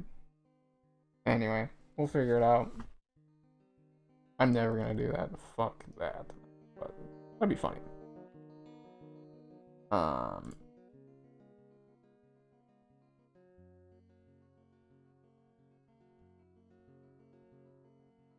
That's it for tonight. I'm going to switch over to Ending Splash, up the music a little bit, and I'm going to work on sending out that